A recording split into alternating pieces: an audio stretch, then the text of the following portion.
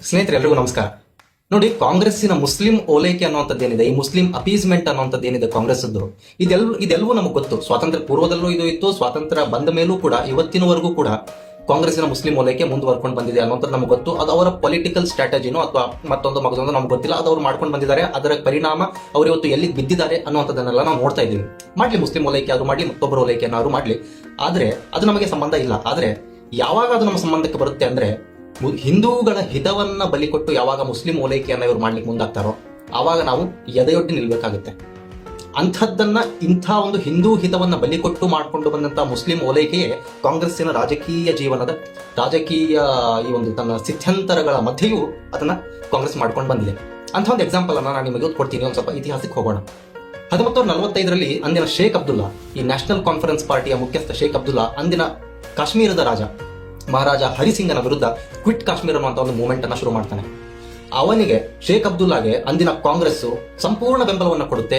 ಅಂದಿನ ನೆಹರು ಅಂತೂ ಹೆಗಲಿಗೆ ಹೆಗಲು ಕೊಟ್ಟು ನಿಲ್ತಾರೆ ಶೇಖ್ ಅಬ್ದುಲ್ಲಾಗೆ. ಏನಂತ ಹೇಳಿ, ಕಾಶ್ಮೀರದಲ್ಲಿ ಮುಸ್ಲಿಮರಿದ್ದಾರೆ, ಹಾಗಾಗಿ ಅದನ್ನ ಮುಸ್ಲಿಮರ ಆಳ್ವಿಕೆಗೆ ಬಿಡಬೇಕು, ರಾಜ ಹರಿಸಿಂಗ್ ಅಲ್ಲಿಂದ ಕಾಶ್ಮೀರವನ್ನು ತೊರಿಬೇಕು ಅಂತ. ನೋಡಿ, ಇದೇ ಒಂದು ಲಾಜಿಕ್ ಅನ್ನೇ ನಾವು ತಗೊಳ್ಳೋದಾದ್ರೆ, ಎಲ್ಲಿ ಯಾವ ಜನಸಂಖ್ಯೆ, ಯಾವ ಧರ್ಮದವರು ಮೆಜಾರಿಟಿ ಇದ್ದಾರೋ ಅವರಿಗೆ ನಾವು ಆ ಜಾಗವನ್ನು ಬಿಟ್ಕೊಡ್ಬೇಕು ಅನ್ನುವಂಥದ್ದಾಗಿದ್ರೆ, ಹೈದರಾಬಾದ್ ಪ್ರಾಂತ್ಯದಲ್ಲಿ ಹಿಂದೂಗಳು ಜಾಸ್ತಿ ಇದ್ರು, ಭೋಪಾಲ ಪ್ರಾಂತ್ಯದಲ್ಲಿ ಅಲ್ಲೂ ಹಿಂದೂಗಳು ಜಾಸ್ತಿ ಇದ್ರು. ಹೈದರಾಬಾದಿನ ನಿಜಾಮನಿಗೆ, ಭೋಪಾಲದ ನವಾಬನಿಗೆ ಕಾಂಗ್ರೆಸ್ ಈ ರೀತಿಯನ್ನು ಹೇಳಿಲ್ಲ, ಅಲ್ಲಿ ಹಿಂದೂಗಳಿದ್ದಾರೆ, ನೀವು ಬಿಟ್ಟು ಹೋಗಿ ಅಲ್ಲಿ ಹಿಂದೂಗಳಿಗೆ ಆಳ್ವಿಕೆ ಕೊಡಿ ಅಂತ ಅವ್ರೇನು ಹೇಳಿಲ್ಲ.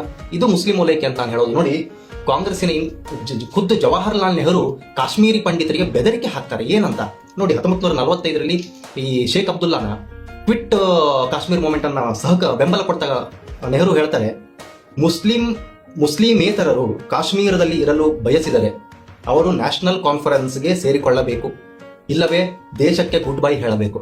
ಮುಂದೆ ಹೇಳ್ತಾರೆ, ಪಂಡಿತರು ನ್ಯಾಷನಲ್ ಕಾನ್ಫರೆನ್ಸ್ಗೆ ಸೇರದಿದ್ದರೆ ಯಾವುದೇ ರಕ್ಷಣಾತ್ಮಕ ಕ್ರಮವೂ ಅವರನ್ನು ರಕ್ಷಿಸಲಾರದು ಅಂತ ನೆಹರು ಹೇಳ್ತಾರೆ.